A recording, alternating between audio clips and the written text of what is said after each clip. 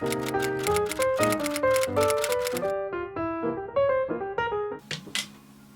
guys, welcome back to my channel. Today I'm going to be filming every book that I've read so far this year in one sentence. I have filmed this video before, I don't know if I've done it once or twice. It is very hard to do, to describe a book in one sentence and like my feelings on the book in one sentence. Obviously I'm not going to be able to tell you much about what the book is about, but I have plenty of videos on these books. If you want to know more about what the books are about and my full in-depth reviews, then go to my wrap-ups. I just find these videos fun to just give you a quick fire semi-review on the books that I've read. I've got a lot here, they're all around me.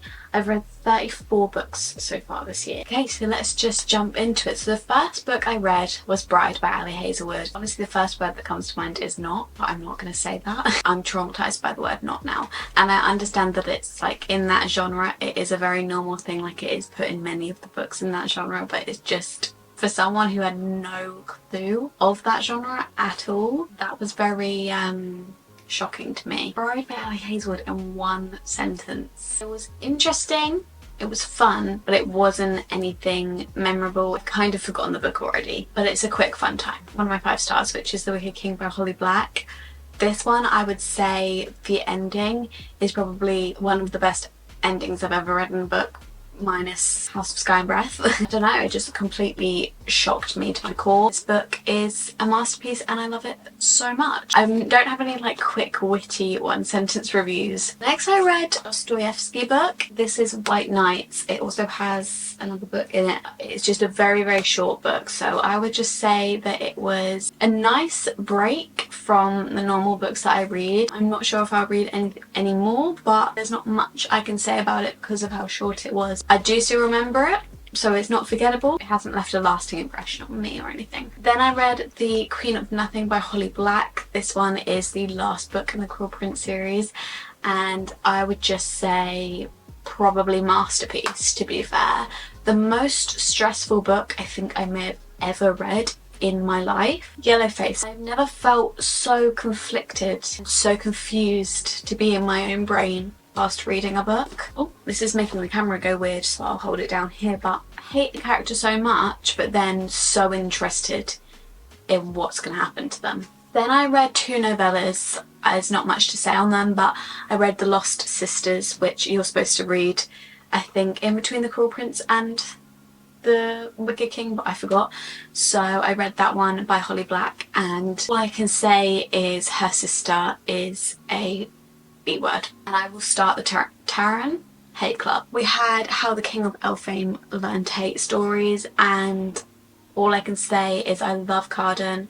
Bless his little soul. I wish him all the happiness in the world. Then I read Fear the Flames by Olivia Rose Darling. All I can say is do not let people trick you into thinking this is going to be like Fourth Wing. The Enemies to Lovers was over in about 2 seconds, and I don't really know where else this book could go because it's very focused on the romance.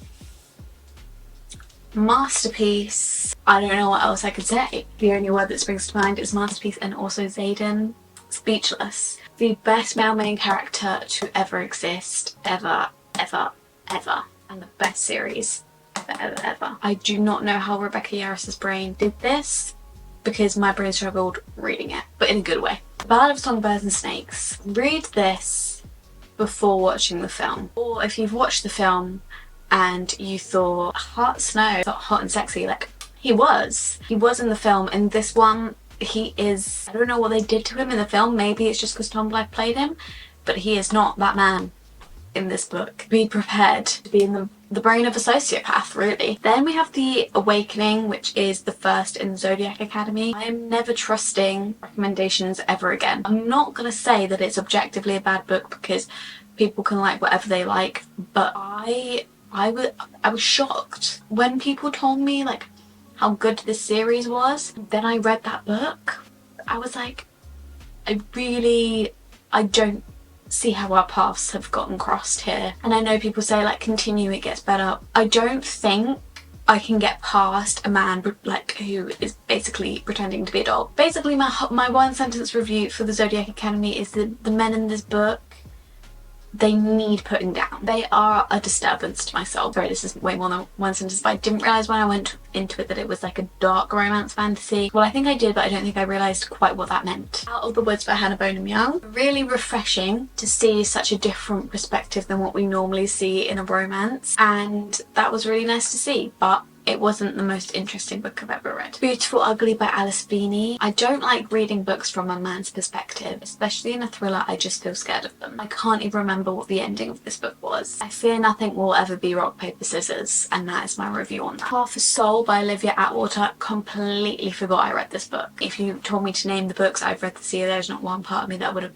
ever have said that book. But it was a fun time. I feel like maybe if you like Emily Wilde, you might like that book. Rebel Witch by Kristen Cicerelli. A perfect wrap up on the duology. Done really well, quite predictable. It was a very entertaining read. Magnolia Park's A Long Way Home. The worst, well, not the worst ending in a book, the most horrific ending, but it did definitely redeem BJ and Magnolia and their relationship, which I didn't think would happen ever, because I didn't think I'd ever like those two, but completely redeemed them for me, and now I love them both. So Spark of the Everflame by Penn Cole. Not quite the new ACOTAR Fourth Wing, but the closest we've come to finding something that resembles the feeling of Fourth Wing and ACOTAR so far. Reread of Fourth Wing. This is the annotated copy, and my friend bedazzled it for my birthday. The most perfect book. This was her first fantasy novel. I don't know how she did that. The amount of annotations my friend has put on this has said it all for me. I could never stop nattering about this book. Glow of the Everflame by Penn Cole. My one gripe with the series, please, can we make the names less confusing? Spark of the Everflame, Glow of the Everflame, Heat of the Everflame. Like, I can't remember the difference between the books because the titles are so similar. Amazing, loved it. If you want a new fantasy series that's going to give you similar feelings to ACOTAR and Fourth Wing, then this one is probably the way to go. I wouldn't say it's as good, but definitely the way to go. And I remembered the ending of it was insane. Again, probably the closest to ACOTAR and Fourth Wing sort of romance that I've gotten in a long time. Okay, we're on to the next pile of books. Hold on. Sunrise on the Reaping. Suzanne Collins proceeds to amaze me. The most heartbreaking book I've read in a long time, probably ever. Just heartbreak after heartbreak. A beautiful book, and the way she wrapped in the other books without even knowing that she was going to write this book kind of blew my mind. Okay, then we have Heat of the Everflame. I think Heat of the Everflame might have been a bit long. I feel like it was made longer to reach like the 1,000-page mark. At least it's 1,000 pages on Kindle, and I don't feel like it needed to be that long. I think there was a lot of time spent on scenes that maybe didn't need a lot of time spent on, but other than that, I think an amazing fantasy series. Fearless by Lauren Roberts. I'm not mad at this book how you guys are. I don't think I had the attachment to the character that you guys had the attachment to care that much. I thought it kind of made the plot kind of crazy, and I kind of enjoyed it. I think Lauren Roberts' writing has only improved over the years, and really sad that the series is ending, but it was a beautiful book. How does anyone ever think that this book is bad? Sorry, this is House of Earth and Blood, the first book in the Crescent City series by Sarah J Maas. How does anyone think that this book is bad? I do not understand. People do not like this book. Like, I've seen so many people say that they hate this book. This is my favourite Sarah J Maas series. I'm so sorry. It beats ACOTAR. It beats Throne of Glass for me. I think that it is the best female main character that Sarah J Maas has, and I think that it is the best male main character. Argue the wall. Like, I'm sorry, but it's true. I can't fault it, and I know so many people hate. I've seen a lot of hate for the male main character, but I've seen so much hate for the female main character, and I don't understand where it stems from. I haven't read the third one yet.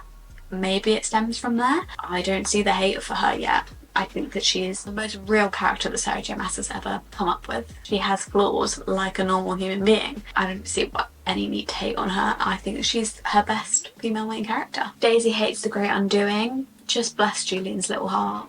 Really, that's my review for that. Daisy slays in every way. Like, I don't really know what more I can say. Like, those two siblings, they've been through so much, and they are sibling goals, honestly. Great big ignore that. Great Big Beautiful Life by Emily Henry. Literally the 7 Husbands of Evelyn Hugo and an Emily Henry book combined. I don't know what Emily Henry book I'd say they're the most similar to, maybe Beach Read, but Beach Read is my absolute favourite book of all time, and this one doesn't compare to that. But a mix of Seven Husbands of Evelyn Hugo and Beach Read, and I loved it. But by Beth Illyria, why did we have to do the age gap? Why did we have to do the age gap, and why did we have to do that ending, and why did this whole book feel so strange? I loved the setting, I loved the premise.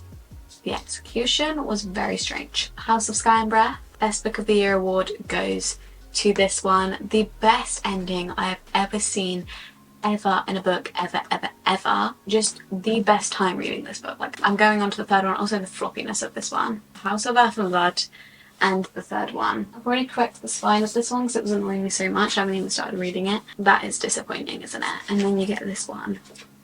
I don't know why they're different. I don't know if a book will ever top my reading experience of this one. Swift and Saddle by Lila Sage. A fun time, nothing to write home about, but, you know, a fun little palette cleanser in between books. To the last pile.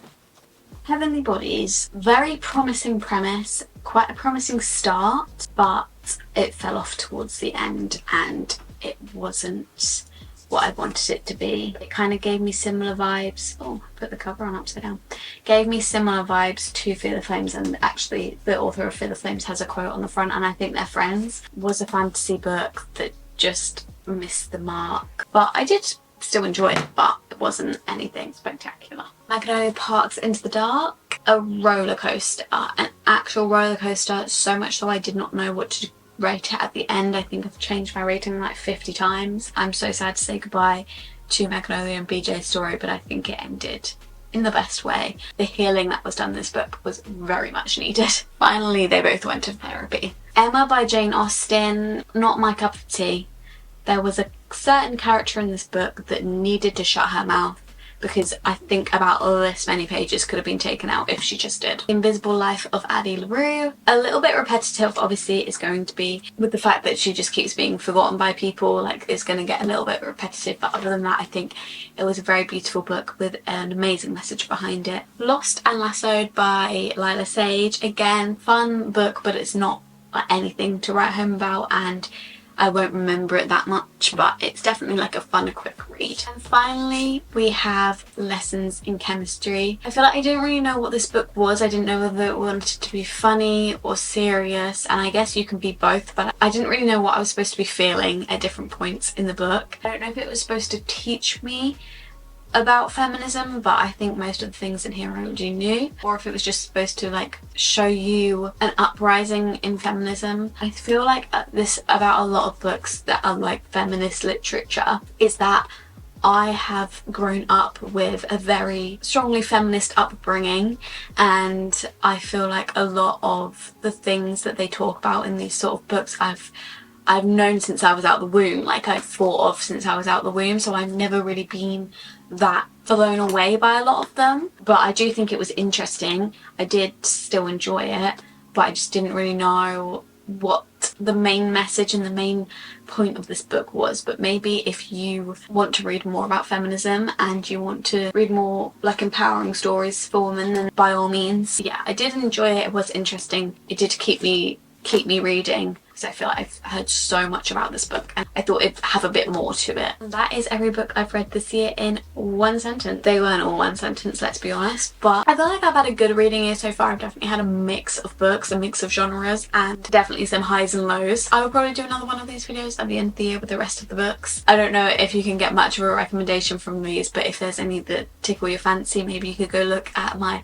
wrap up and I go more into depth into my review of it. But I hope you enjoyed this video. If you did, please give it a thumbs up. Please subscribe down below if you want to, and you can turn on post notifications to get notified every time that I upload. If you want to, you can follow my social medias at _libraryofeden on both TikTok and Instagram, and I'll see you in my next video very soon. Bye!